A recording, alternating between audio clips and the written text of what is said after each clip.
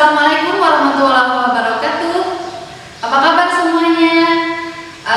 Semoga dalam keadaan selalu diberikan kesehatan ya. Pertama, Ibu mengucapkan selamat datang kepada peserta didik baru.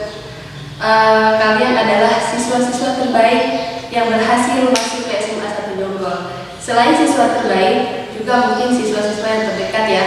Karena kan tahun ini punya dua tahapan ya dalam penerimaan PPDB. Ada yang tahap 1 untuk jalur prestasi, dan yang kedua, tahap yang kedua itu jalur zonasi. Tapi semuanya ketika diterima menjadi siswa SMA 1 Jonggol itu adalah sama. Kalian semua memiliki kesempatan yang sama walaupun jalur masuknya berbeda.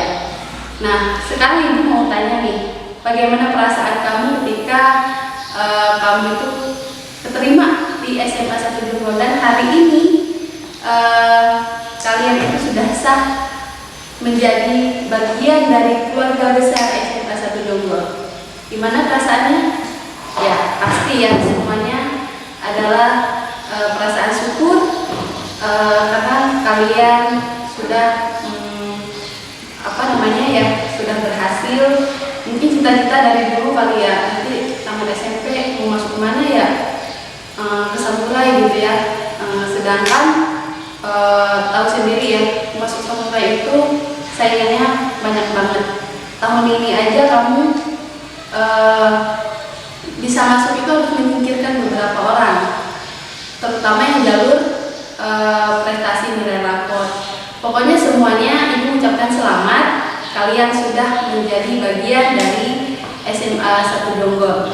Nah, kita juga punya akun Instagram, jangan lupa di follow ya, namanya BK Samurai, BK Samurai. Nah, nanti kalian di follow ya, biar kamu itu nanti bisa tahu informasi-informasi yang ada di sekolah. Oke? Semuanya selamat datang di SMA Negeri 1 Jonggol. Nah, pada kesempatan ini Ibu dipercayakan untuk kita sharing aja ya, sharing. Kamu pastinya penasaran nih, gimana apa ada beda nih cara belajar di SMP dengan di SMA. Apalagi kamu itu adalah generasi spesial lah. Karena apa? Karena lulus SMP-nya di tengah pandemi. Dimana nggak ada perpisahan mungkin ya, perpisahan secara langsung, kemudian udah beberapa lama nggak sekolah, belajar di rumah segala macam. Nah, kemungkinan juga karena kita masuk ke dalam zona merah, untuk semester ini mungkin juga kamu belajarnya di rumah ya. Nah, gimana nih caranya ya, atau siasatnya kira-kira walaupun belajarnya di rumah, tapi kamu tetap bisa berprestasi, tetap bisa belajar dengan efektif. Oke, sebelum Ibu share, kita sharing, Ibu mau kasih sebuah permainan ya. Nah, kamu bisa, walaupun kita tidak bertemu nih, tapi kita bisa main ya, bisa ngikutin permainan walaupun kita nggak ketemu ya. Caranya gampang banget. Kamu cukup menyiapkan, nggak perlu alat sih, nggak perlu properti. Yang kamu siapkan, kamu cukup berdiam sejenak. Oke, sudah, tarik nafas dulu dalam-dalam. Oke, kalau perlu pejam mata juga boleh pejam mata. Oke, pejam mata. Kemudian bayangkan kamu memegang sebuah pulpen. Gak usah ini ambil pulpennya ya, cukup bayangkan aja. Nah, tangan seperti ini nih. Nah, bayangkan di ujung tangan kamu itu punya sebuah pulpen. Nah, udah pegang pulpennya ya, dibayangkan aja, nggak usah diambil pulpennya ya, dibayangkan aja. Nah, oke, udah dibayangin, boleh sambil pejam mata. Ibu kasih waktu 10 detik. Oke, 10 detik. Coba kamu gambarkan sebuah pemandangan. Oke, 1, 2, 3, 4, 5, 6, 7, 8, 9, 10. Oke, sudah? Oke, disimpan ya semuanya hasil gambarnya atau hasil lukisan pemandangannya. Kalau sudah disimpan, oke, Ibu akan berikan hasil lukisan kamu. Oke, siap-siap ya. Kira-kira begini nggak hasil lukisannya? Gimana? Begini bukan? Ya, begini kan? Atau ada yang beda-beda tipis? Pasti ada gunungnya nggak? Bener. Ada 2 gunung, terus ada di tengahnya ada matahari. Kemudian di bawah gunung itu ada sawah atau jalan atau sungai atau apalah. Pokoknya pasti kalau kalian disuruh gambar pemandangan, pasti gambarnya nggak jauh-jauh seperti ini. Ya, menggambar pemandangan ini hasilnya. Bener ya? Oke, tepuk tangan dong buat semuanya.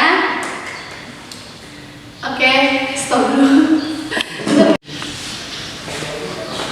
Oke, nah semuanya ketika kamu memutuskan masuk SMA, setidaknya kamu udah tahu dong apa bedanya SMA dengan SMK.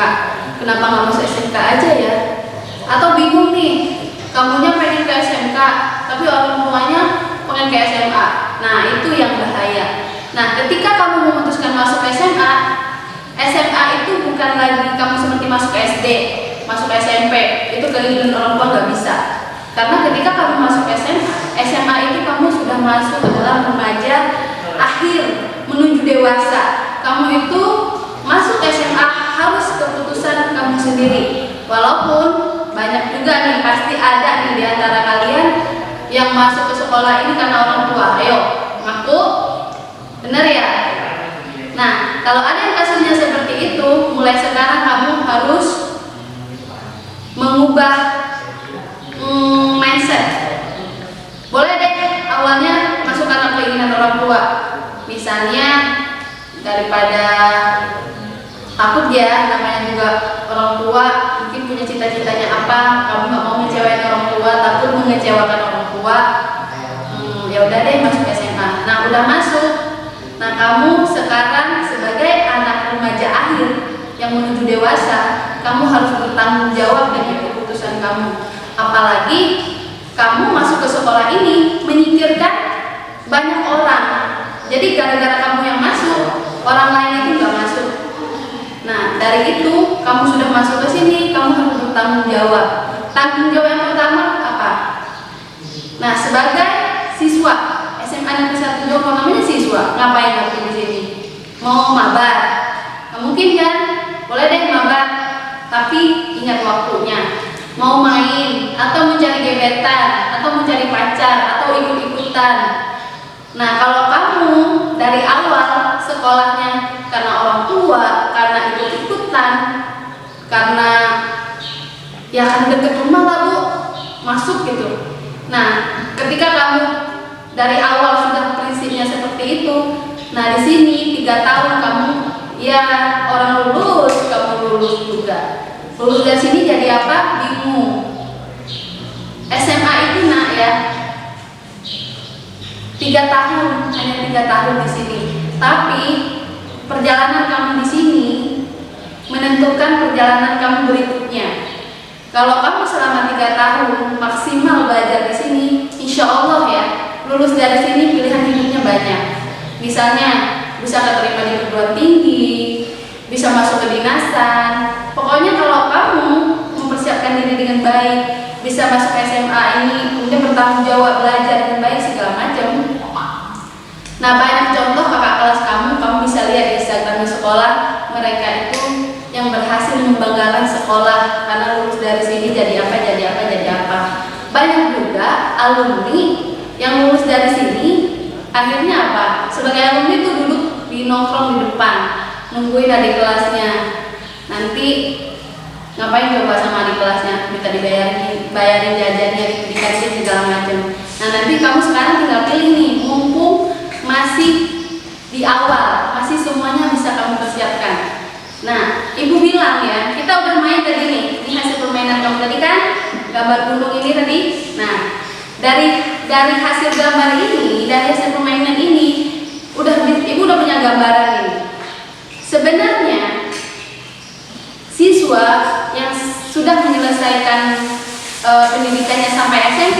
kemudian masuk ke SMA itu memiliki kemampuannya rata-rata, nggak ada yang di bawah. Jadi kenapa Bu ada yang pinter, ada yang enggak, ada yang bisa pelajaran ini, ada yang enggak, itu tergantung dari siswa itu mau belajar atau enggak. Jadi yang ranking 1 sama ranking 30 itu enggak ada beda sebenarnya, IQ-nya sama kemampuannya. Cuman bedanya yang ranking 1-nya tekun, yang ranking 30-nya males mungkin. Belum dapat ininya ya, belum dapat timingnya. Ngapain?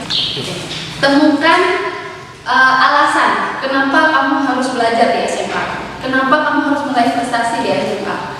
Nah, Ibu nanya nih sama kalian, pernah nggak selama sekolah, kamu udah sekolah berapa tahun nih? Dari TK, SD, SMP berapa tahun? Pernah nggak membanggakan orang tua? Atau malah sebaliknya? Nggak pernah? Oh pernah. Nah, yang belum pernah ini punya waktu nih 3 tahun kesempatan buat kamu membanggain orang tua. Jangan justru malah sebaliknya. Orang tuanya dipanggil. Kenapa dipanggil? Ya karena bukan karena prestasi, malah sebaliknya. Misalnya dari rumah sekolah, nggak sampai ke sekolah, mampir di warung 3 hari, dipanggil kan orang tuanya. Kira-kira orang tuanya gimana perasaannya? Hancur gak hatinya? Hancur pasti. Coba nih, apa yang kita cari di dunia ini kalau orang tua kita sendiri kita hancurkan hatinya? Apa coba yang kita cari di dunia ini? Ya. Nah, dari awal ini masih awal ya. Pertama kamu hari ini udah tes peminatan. Ya.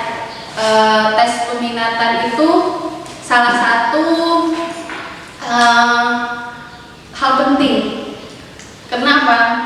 Kan nanti pasti ada yang pengen ke IPA, pengen ke IPS. Nggak semuanya pengen ke IPA, nggak mungkin dong ketampung semuanya, karena kan ada kuotanya. Atau semuanya pengen ke IPS. Jadi ingat ya, nggak ada mindset gini, dia milih IPA, anak pinter. Yang IPS, anaknya nggak pinter atau males-malesan, makanya milih IPS. Jadi nggak ada klasifikasi itu.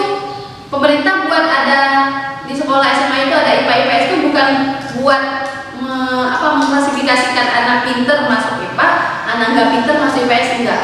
Jadi pemilihan IPA dan IPS itu tergantung nanti tujuannya lulus SMA mau kemana. Misalnya nih, Bu, saya pengennya kuliahnya di sastra. Sastra apa? Sastra Indonesia, sastra Inggris, atau sastra Jepang.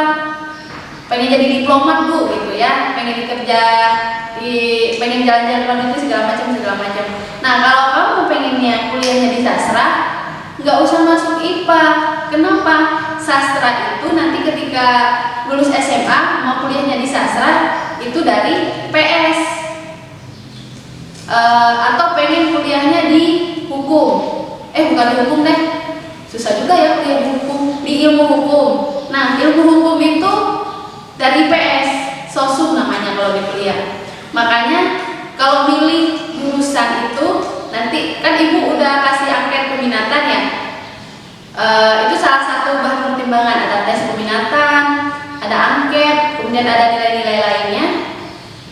Nah, di angket itu jangan dipilih saya milih IPA karena teman saya milih IPA. Saya milih IPA karena orang tua saya milih IPA, pengennya IPA, nggak bisa gitu. Karena kamu yang sekolah nggak bisa karena orang tua. Misalnya kamu nggak bisa banget, Bu, saya kayaknya matematika nyerah deh, nggak bisa, bukan nggak bisa, maksudnya agak susah nih di matematika. Terus kamu masuk IPA. Di IPA itu ada 2 pelajaran matematika, matematika peminatan, matematika umum. Bayangin kamu nggak suka sama seseorang, tapi kamu setiap hari harus ketemu sama dia, itu rasanya kayak apa? Coba rasanya kayak apa? Makanya nggak bisa masuk sekolah itu nggak bisa karena orang lain, harus karena kamu sendiri. Begitu juga dalam pemilihan peminatan, karena nanti ngaruhnya kemana? Ngaruh ketika kamu belajar di sekolah. Misalnya nggak suka matematika, karena nggak suka sama pelajarannya, otomatis dong nggak bertahan di kelas. Akhirnya apa? Ketika jam pelajaran matematikanya, kelasnya pindah ke kantin, moving class gitu ya, 3 kali nggak masuk otomatis dong nilainya nanti ngaruh dipanggil, jadi nggak enak gitu rasanya. Pokoknya gini, ibu tekankan banget kalau kamu di sekolah, di SMA terutama, itu nggak boleh karena orang lain, apalagi dalam hal peminatan, karena ngaruhnya kemana-mana nanti. Karena ada kasus seperti ini, anak itu sukanya nulis puisi apa segala macam, dia suka nulis novel, nulis puisi, kemudian orang tuanya pengen anaknya jadi tentara. Coba bayangin, jauh banget kan, pengen jadi tentara. Akhirnya dia masuk IPA, dipaksa orang tuanya. Dari kelas 1 sampai kelas 3 dia itu nggak menikmati di sekolah. Karena apa? Karena bukan jiwanya di situ. Bayangin kalau ada lagu kisah-kisah apa masa-masa paling indah dia adalah masa di sekolah, masa di SMA, dia itu nggak ada tuh masa indahnya. Kenapa? Dia terpaksa. Bayangin harus belajar fisika, belajar kimia, belajar matematika, 2 mata pelajaran itu. Jadi kayak tersiksa gitu. Terus dia setiap hari lihat nih gabung sama anak-anak IPS, kayaknya seru ya, akhirnya nyiksa diri coba 3 tahun. Ya, itu gambaran buat kamu. Nah, yang sudah memilih peminatan, itu ibu harap dimanapun nanti kamu mau di IPA atau IPS, itu udah hasil pertimbangan yang matang, tinggal dijalani dan raih prestasi selama di SMA. SMA itu nggak lama lunak, hanya 3 tahun kamu di SMA. Tapi kalau kamu main-main di sini selama di SMA, kamu kerjanya main, mabar segala macam, belajarnya tidak maksimal, nanti kamu akan ngerasain pahitnya hidup itu setelah lulus dari sini. Apalagi sekarang kan zaman sosial media, kamu itu lihat pencapaian orang nggak usah jauh-jauh ke rumahnya, tinggal buka sosial media. Gimana coba nggak nyiksa? Teman-teman seangkatan kamu udah jadi apa, udah pencapaiannya udah kemana-mana, sementara kamu nggak ada persiapan, boro-boro persiapan, mau nyoba apapun, mau nyoba tes segala macam kamu nggak masuk. Kenapa? Nggak persiapan. Makanya dari SMA itu menentukan masa depan kamu ya nak, sampai ke depan, sampai kamu nanti jadi orang tua, sampai kamu bekerja jadi orang tua segala macam ditentukan di SMA. Nah, ibu harap kamu sudah lulus di SMA Negeri 1 Jonggol, menyingkirkan banyak orang ya. Kamu seperti merebut merebut kursi orang. Jadi gara-gara kamu masuk, yang lain kesingkir, terutama yang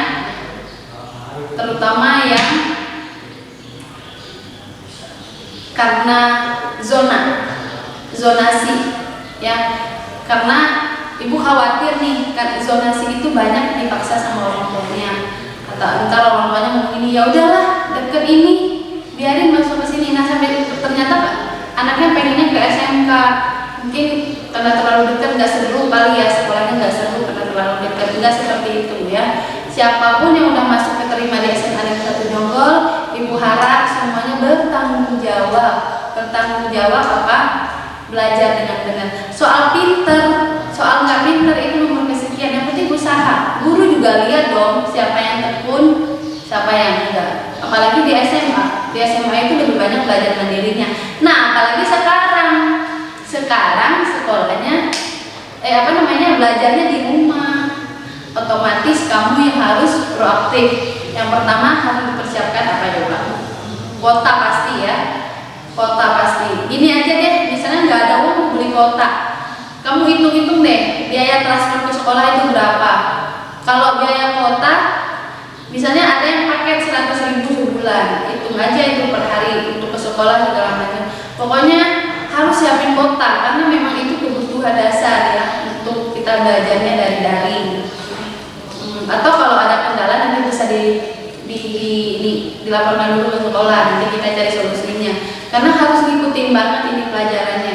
Dan insya Allah gurunya juga ngerti ya, ini kan lagi pandemi, sekolah nggak akan saklek lah seperti keadaan normal sebelumnya. Nah, jadi kamunya juga harus prepare ya.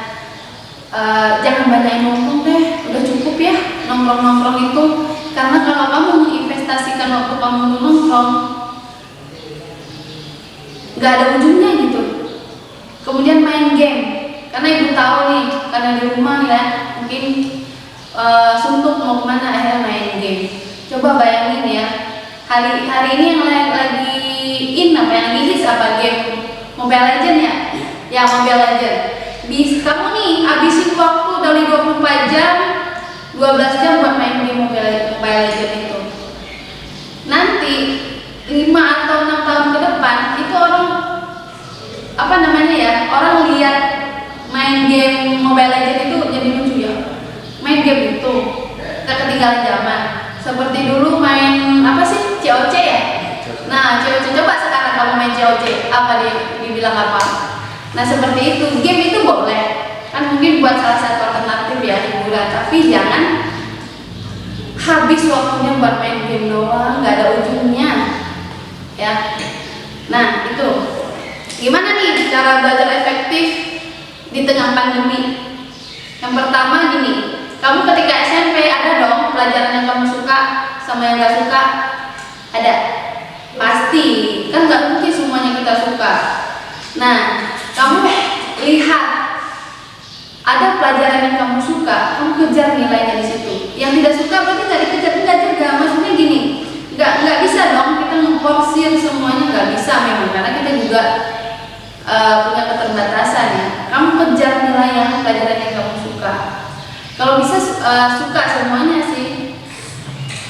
Kalau nggak bisa, pasti ada nih pelajaran yang kamu suka, kamu kejar pelajaran yang kamu suka. Kemudian setiap orang itu punya gaya belajarnya masing-masing. Misalnya ada yang belajarnya harus pakai musik, dengar lagu Korea ya, Hoodies, tahu nggak lagu Hoodies? Nggak tahu ya? Tahu pasti dong, salah satu membernya orang Indonesia ya. Wah, nah kamu harus ngikutin tuh, bukan ngikutin apa ya, ngikutin perjuangannya dia gitu.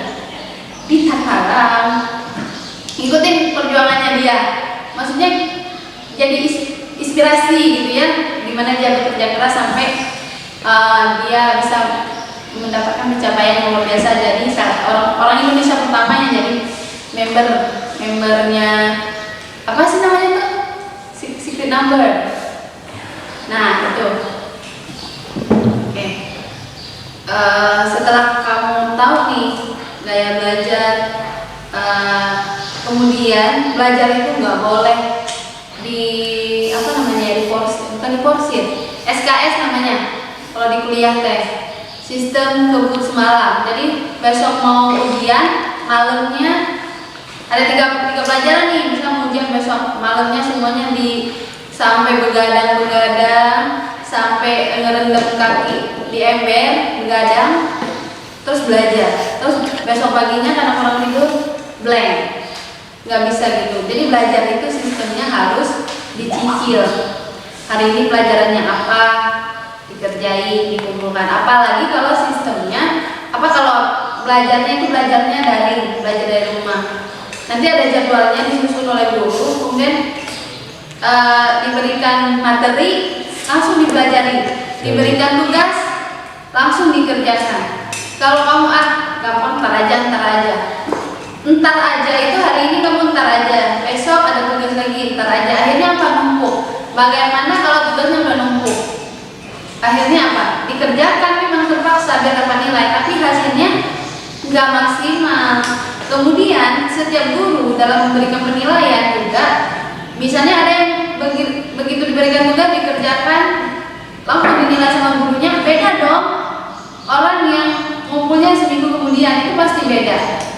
Nah, makanya harus benar-benar belajar itu harus diatur waktunya. Kemudian kamu harus menyicil pelajaran. Ada materi dibaca, ada tugas dikerjakan. Begitu seterusnya sampai kamu menemukan menemukan passion kamu di dalam belajar. Jangan diforsir belajar besok ujian, diforsir malamnya, itu nggak efektif.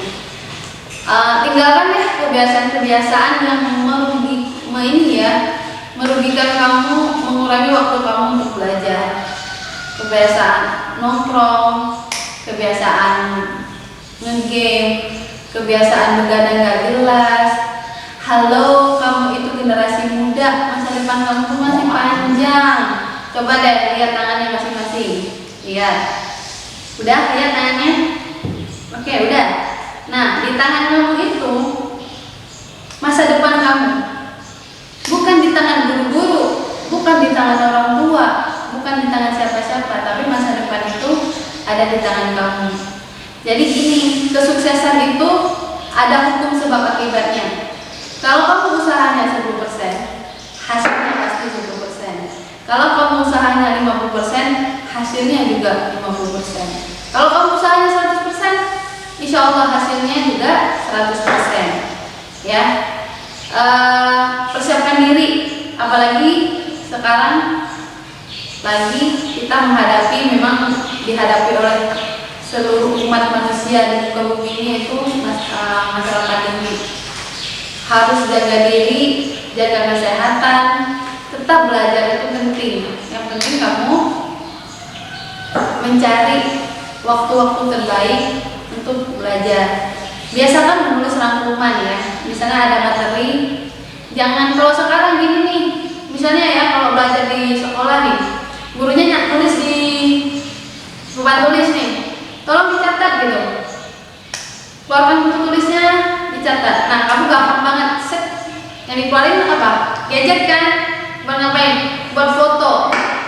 Kemudian setelah difoto yang dibaca, jarang banget. Paling nanti ketika kamu di mana ya, perasaan pernah foto.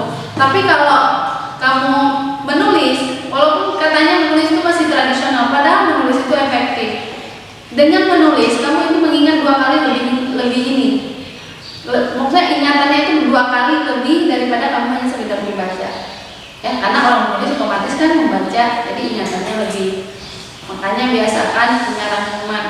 Jadi ada juga ini ya, siswa sekolah dia bawa buku hanya 1.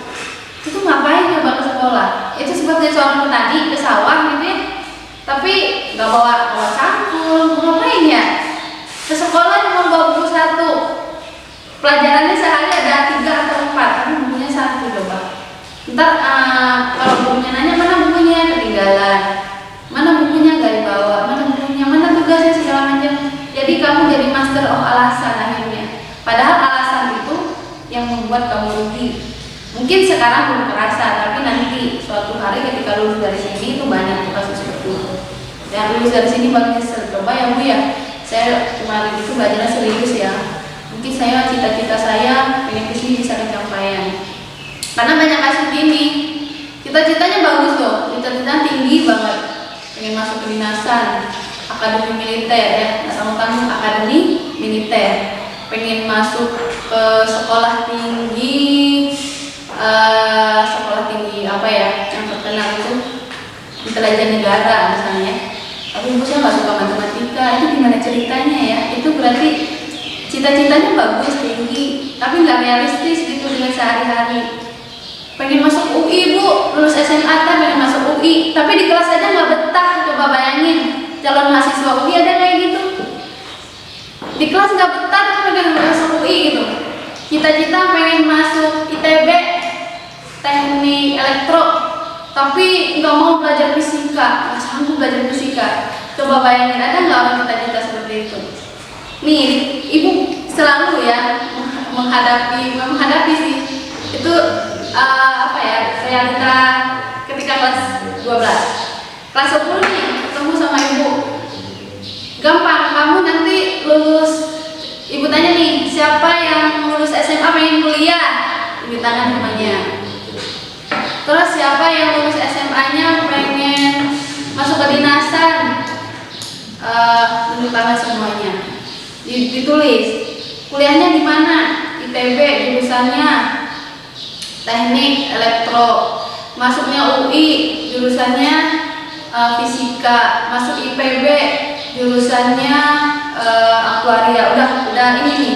Pede banget di kelas 10. Begitu kelas 12 ketemu lagi nih. Kan ingat ya, bukannya dulu kelas 10 main masuk ITB. Ya Bu, tapi nggak sanggup belajarnya. Jadi selama 3 tahun nilai fisikanya hancur banget gitu ya. Bukan karena dia nggak bisa, memang kayaknya males gitu. Akhirnya apa? Di kelas 3-nya bingung, nilainya nggak karu-karuan. Kan kalau udah kelas 3, udah kelas 12 itu udah ini ya, nilai rapor udah jadi, tinggal ibu petakan ini mau kemana. Akhirnya gagal semua ya. Makanya mumpung ini masih awal banget ya, kamu itu, ibu tuh, kita bahkan guru-guru di sekolah itu nggak akan merasa tersaingi kalau kamu jauh lebih berhasil dari gurunya. Misalnya nih, ibu masih jadi guru di sini tapi kamu bisa jadi dokter, wah itu bukan merasa menjadi saingan. Biarinlah, nggak usah jadi apa-apa ini nanti jadi saingan, enggak. Justru guru itu merasa sukses kalau siswanya jadi orang sukses. Makanya walaupun ya itu siswa bukan kalau dibilang bukan anak pribadi ya, bukan anak, tapi kalau siswanya sukses, guru itu merasa menjadi guru yang sukses. Makanya dari sekarang nih, kita tuh jor-joran banget ya, kamu itu belajar dong gitu ya. Bukan buat ibu mah jadi guru ya, kamu jadi dokter, jadi polisi, jadi arsitek, mungkin membangun sekolah ini lagi nanti. Ibu mah nggak apa ya tetap jadi guru di sini. Kamu jadi apa juga, tapi ada rasa bangga gitu ya. Wah, seneng ya lihat dia berhasil. Nah kalau kamu nggak percaya, tanya deh sama alumni. Kalau alumni kesini kan ibu suka nanya ya, bukan buat ngepoin, tapi merasa senang. Kalau misalnya pernah tuh ada alumni yang masuk akademi militer ke sini, dia ada keperluan, ibu tanyain, ibu sampai foto sama dia, ibu share fotonya di akunnya sekolah. Kenapa? Itu buat inspirasi. Seneng nggak ya? Seneng dong kayak gitu. Kalau ketika ke sekolah membanggakan alumni, orang tuanya juga bangga gitu ya. Makanya kamu harus benar-benar, sekarang udah SMA loh nak, kamu udah pakai baju putih abu, kamu tuh udah bisa memikirkan lulus dari sini mau kemana. Kamu itu udah bisa memikirkan masa depan, namanya masuk SMA. Bukan masuk SMA gua mau cari pacar, enggak. Pacar mah gampang ya, bener nggak Pak Nanang? Pacar mah gampang, kalau kamu udah sukses nanti kamu mau nikah sama siapa tinggal tunjuk, ya kan? Kemudian mungkin beberapa hari ini ada kegiatan MPLS, walaupun secara daring, ikutin semuanya. Nanti ketika kegiatan belajar dimulai, tetap semangat ikuti kegiatan belajarnya, walaupun tidak bertemu langsung ya dengan gurunya, nanti bisa komunikasi, ikutin pokoknya pelajarannya.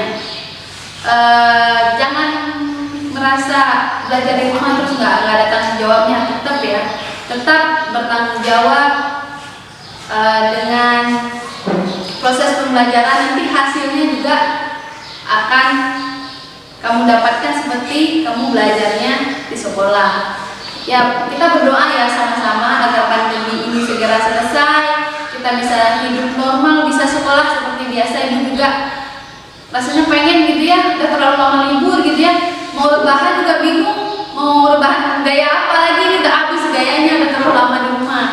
Jadi kita berdoa sama-sama biar segera pandemi ini berlalu, kita bisa sekolah sama-sama, mengukir prestasi. Kalian bisa suatu hari ini keterima di sini, belajar dengan sungguh-sungguh, raih prestasi, buat sekolah ini bangga. Kemudian 3 tahun kemudian insya Allah kalian lulus dari sini semuanya menjadi orang yang berhasil ya. Oh ya, tadi belum sempat perkenalan diri, Masya Allah sampai lupa ya saking semangatnya. Ibu Nur Halimah, ibu salah satu guru BK di SMA Negeri 1 Jonggol. Ada 3 guru BK di sekolah kita, ada Pak Iqbal, ada Bu Rita, dan saya sendiri Bu Ima. Nah, image-nya biasanya ya, yang di SMP yang punya guru BK, biasanya yang suka dipanggil guru BK yang apa? Ya, yang suka apa? Ya gitulah ya. Nah, kalau di SMA enggak, yang dekat sama guru BK. Ya. Kalau di SMP itu suka males ya berusaha dengan guru BK karena dianggap anak nakal. Beda di SMA. Di SMA itu yang dekat dengan guru BK justru yang yang mau berprestasi, yang suka konsultasi segala macam ya. Untuk yang terakhir, Ibu ucapkan sekali lagi ya, selamat kalian menjadi bagian keluarga besar SMA Negeri 1 Jonggol. Jangan lupa follow Instagramnya ya. Terima kasih untuk perhatiannya. Terima kasih semuanya. Salam buat keluarga di rumah juga ya. Mungkin demikian untuk hari ini. Sampai ketemu nanti, ya mudah-mudahan ketemu ya. Kalau sudah pandemi ini sudah berakhir. Oke, terima kasih semuanya. Dadah.